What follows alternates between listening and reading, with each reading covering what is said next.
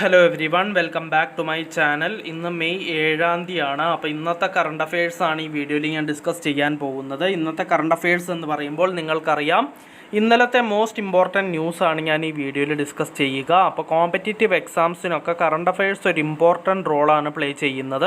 ആ current affairs സെക്ഷനിൽ നല്ല മാർക്ക് സ്കോർ ചെയ്യണമെങ്കിൽ നമ്മൾ റെഗുലറായിട്ട് കറണ്ട് അഫയേഴ്സ് പഠിക്കുകയും വേണം, അത് റിവൈസ് ചെയ്ത് പോവുകയും വേണം. അങ്ങനെ ചെയ്താൽ മാത്രമേ നമുക്ക് കറണ്ട് അഫയേഴ്സ് സെക്ഷനിലും മറ്റുള്ള സെക്ഷനിലൊക്കെ ഉള്ള പോലെ തന്നെ നല്ല മാർക്ക് സ്കോർ ചെയ്യാൻ സാധിക്കുകയുള്ളൂ. അപ്പോൾ നിങ്ങൾ റെഗുലറായിട്ട് എൻ്റെ ക്ലാസ്സസ് വാച്ച് ചെയ്യുകയും അതിൽ തരുന്ന നോട്ട്സ് സ്ക്രീൻഷോട്ട് എടുത്ത് വെച്ചിട്ട് റിവൈസ് ചെയ്ത് പഠിക്കുകയും ചെയ്യുകയാണെങ്കിൽ നിങ്ങൾക്ക് തീർച്ചയായിട്ടും കറണ്ട് അഫയേഴ്സ് സെക്ഷനിൽ നല്ല മാർക്ക് സ്കോർ ചെയ്യാൻ സാധിക്കുന്നതാണ്.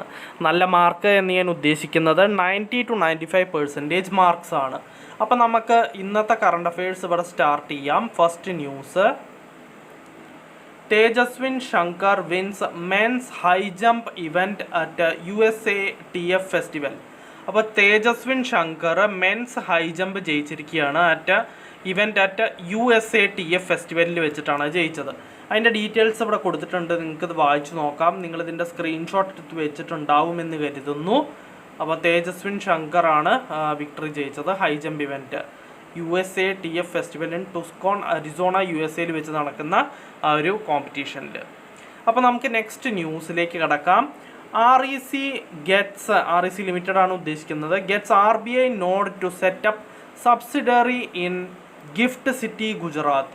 അപ്പോൾ ഗിഫ്റ്റ് സിറ്റി ഓഫ് ഗുജറാത്തിൽ RBI അപ്രൂവൽ കിട്ടിയിരിക്കുന്ന REC ലിമിറ്റഡിന് ഇപ്പോൾ സബ്സിഡറി ഓപ്പൺ ചെയ്യാനുള്ള സെറ്റപ്പ് ചെയ്യാനുള്ള അപ്രൂവലാണ് കിട്ടിയിരിക്കുന്നത് RBIയുടെ അടുത്തുനിന്ന്.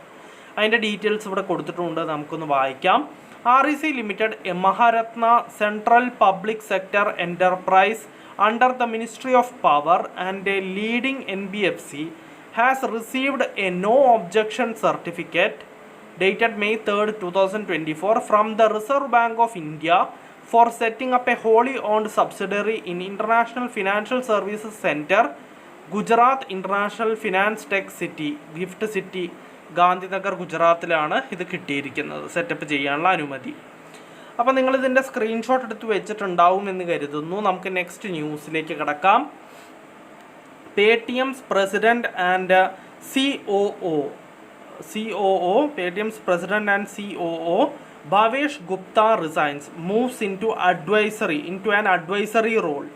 അപ്പോൾ പേടിഎമ്മിൻ്റെ പ്രസിഡൻറ്റും ചീഫ് ഓപ്പറേറ്റിംഗ് ഓഫീസറുമായിരുന്ന ഭവേഷ് ഗുപ്ത റിസൈൻ ചെയ്തിരിക്കുകയാണ്, എന്നിട്ട് അഡ്വൈസറി റോളിലേക്ക് മൂവ് ചെയ്തിരിക്കുകയാണ്.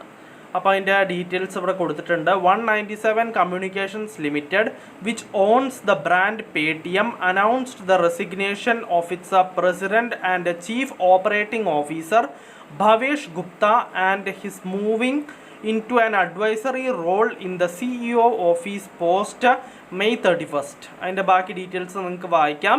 അപ്പോൾ വരുൺ ശ്രീധർ ആയിരിക്കും, former head of Paytm money limited ആയിരിക്കും CEO at Paytm services private limited ആയിട്ട് ഇനി ചാർജ് ഏറ്റെടുക്കാൻ പോകുന്നത്. അപ്പോൾ അതിൻ്റെ ബാക്കി ഡീറ്റെയിൽസ് നിങ്ങൾക്ക് വായിക്കാം. നിങ്ങളിതിൻ്റെ സ്ക്രീൻഷോട്ട് എടുത്ത് വെച്ചിട്ടുണ്ടാവുമെന്ന് കരുതുന്നു. നമുക്ക് നെക്സ്റ്റ് ന്യൂസിലേക്ക് കടക്കാം.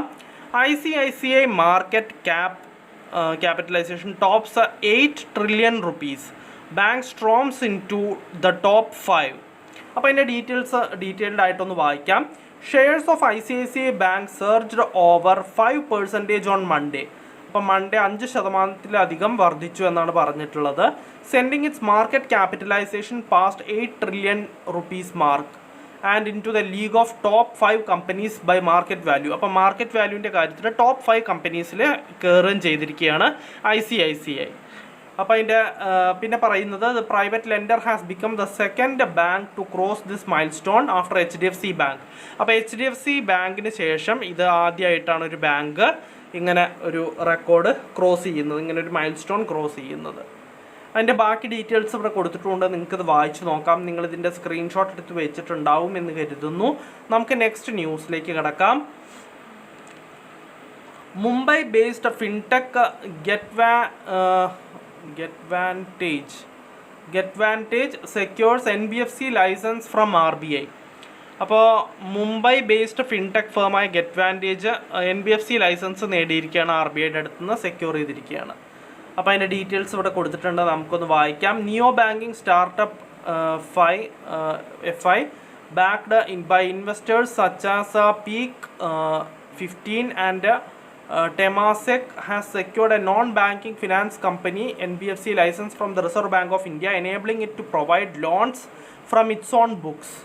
FI has joined the likes of Jupiter, Grow and Cred, all of which got into the lending business either by getting a fresh license or by acquiring another NBFC. അപ്പോൾ ആ മേഖലകളിൽ, അതായത് ഗ്രോ, ക്രെഡ്, ജൂപ്പിറ്ററിൻ്റെ ഒക്കെ പോലുള്ള ഒരു company ആയിരിക്കുകയാണ് എന്നാണ് പറഞ്ഞിട്ടുള്ളത് ഗെറ്റ്വാൻറ്റേജ് എന്ന് പറയുന്ന കമ്പനി.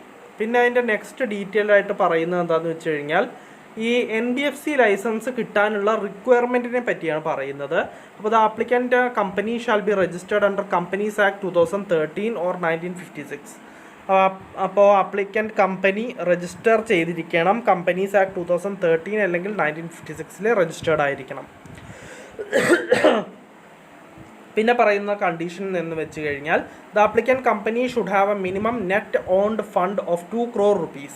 അപ്പോൾ 2 കോടി രൂപയുടെ നെറ്റ് ഓൺഡ് ഫണ്ട് ഈ കമ്പനിക്ക്, ആപ്ലിക്കൻ്റ് കമ്പനിക്ക് ഉണ്ടായിരിക്കണം.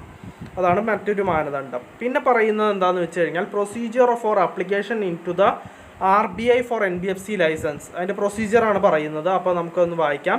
The applicant company needs to be a company registered under the Companies Act 2013 with a minimum capital of 2 crore rupees. ആദ്യം പറഞ്ഞ കാര്യം തന്നെയാണ് അതിലുള്ളത്. If the applicant is a foreign company ആണെങ്കിൽ its minimum capital shall be 5 crore rupees. അപ്പോൾ foreign കമ്പനിക്ക് NBFC licence കിട്ടണമെങ്കിൽ അതിൻ്റെ മിനിമം ക്യാപിറ്റൽ എന്ന് പറയുന്നത് 2 കോടി പോരാ, 5 കോടി രൂപ വേണം. പിന്നെ NBFCs lend and make investments and hence their activities are akin to that of banks.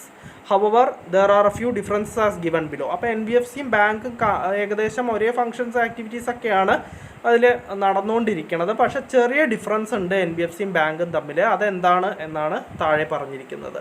ആദ്യത്തെ കാര്യം, NBFC cannot accept demand deposits. അപ്പോൾ NBFCക്ക് ഒരിക്കലും ഡിമാൻഡ് ഡെപ്പോസിറ്റ്സ് ആക്സെപ്റ്റ് ചെയ്യാൻ പറ്റില്ല. ഡിമാൻഡ് ഡെപ്പോസിറ്റ് എന്ന് വെച്ച് കഴിഞ്ഞാൽ സേവിങ്സ് അക്കൗണ്ടാണ് ഉദ്ദേശിക്കുന്നത്.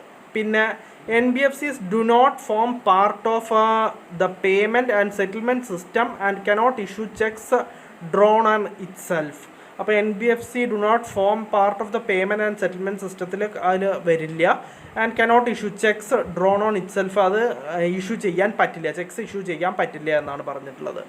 പിന്നെ deposit insurance facility of deposit insurance and credit guarantee corporation is not given to depositors of NBFC unlike in case of banks. അതായത് നമ്മളൊരു ബാങ്കിൽ ഡെപ്പോസിറ്റ് ചെയ്യുകയാണെങ്കിൽ, നമ്മളിപ്പോൾ ഒരു ബാങ്കിൽ പോയിട്ട് നമ്മളൊരു 5 ലക്ഷം രൂപ ഡെപ്പോസിറ്റ് ചെയ്യുകയാണെങ്കിൽ നമുക്ക് അപ് ടു 5 lakhs, 5 ലക്ഷം ഡെപ്പോസിറ്റ് ചെയ്താലും 10 ലക്ഷം ഡെപ്പോസിറ്റ് ചെയ്താലും 1 കോടി ഡെപ്പോസിറ്റ് ചെയ്താലും ആ ബാങ്ക് ഇപ്പോൾ വൈൻഡപ്പ് ചെയ്യുക എന്തെങ്കിലും ചെയ്തിട്ട് ഇല്ലാതായി പോവുകയാണെങ്കിൽ നമുക്ക് റിസർവ് ബാങ്കിൻ്റെ deposit insurance and credit guarantee corporation പ്രകാരം നമുക്കൊരു 5 ലക്ഷം രൂപ തിരിച്ച് കിട്ടും. 5 ലക്ഷം വരെ കിട്ടും. അതായത് 1 ലക്ഷം ഇട്ടവർക്ക് 1 ലക്ഷം കിട്ടും, 5 ലക്ഷം ഇട്ടവർക്ക് 5 ലക്ഷം കിട്ടും, 10 ലക്ഷം ഇട്ടവർക്ക് 10 ലക്ഷം കിട്ടില്ല, 5 ലക്ഷമേ കിട്ടുള്ളൂ.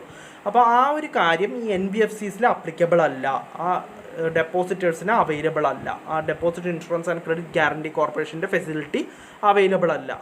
പിന്നെ NBFCs whose asset size is of 500 crore rupees or more as per last audited balance sheet are considered as systemically important NBFCs. അപ്പോൾ NBFCs whose asset size is 500 crore rupees or more, 500 കോടി രൂപ അതിൽ മുകളിലുള്ളതാണെങ്കിൽ as per last audited balance sheet are considered as systemically important NBFCs ആയിട്ടാണ് അവരെ consider ചെയ്യുന്നത്. പിന്നെ next ന്യൂസാണ്. അപ്പോൾ അത് Assam's Purnima Devi Barman receives Green Oscar Whitley Gold Award 2024. അപ്പോൾ ആസാമിൻ്റെ പൂർണിമ ദേവി ബർമന് Green Oscar Whitley Gold Award കിട്ടിയിരിക്കുകയാണ് 2024. അതിൻ്റെ ബാക്കി ഡീറ്റെയിൽസ് ഇവിടെ കൊടുത്തിട്ടുണ്ട്. A wildlife biologist from Assam has been honoured with a leading UK wildlife charity award for her conservation efforts of the endangered greater adjutant stork and its wetland habitat. She received it in recognition of her conservation of the stork known logically as Harjila in Assamese. അപ്പോൾ ആസാമിൻ്റെ പൂർണിമ ദേവി ബർമനാണ് Green Oscar Whitley Gold Award കിട്ടിയിരിക്കുന്നത്. 2024 Whitley Gold Award കിട്ടിയിരിക്കുന്നത് Green Oscar. അപ്പോൾ നിങ്ങൾ ഇതിൻ്റെ screenshot എടുത്ത് വെച്ചിട്ടുണ്ടാവും എന്ന് കരുതുന്നു. അപ്പോൾ ഇന്നത്തെ കറണ്ട് അഫയേഴ്സിൽ ഇത്രയേ ഉള്ളൂ. ഒരുവിധം എല്ലാ ഇമ്പോർട്ടൻറ്റ് ന്യൂസും ഞാൻ ഡിസ്കസ് ചെയ്തിട്ടുണ്ട്. നമുക്കപ്പോൾ നാളത്തെ കറണ്ട് അഫയേഴ്സിൽ വീണ്ടും കാണാം. So bye every one.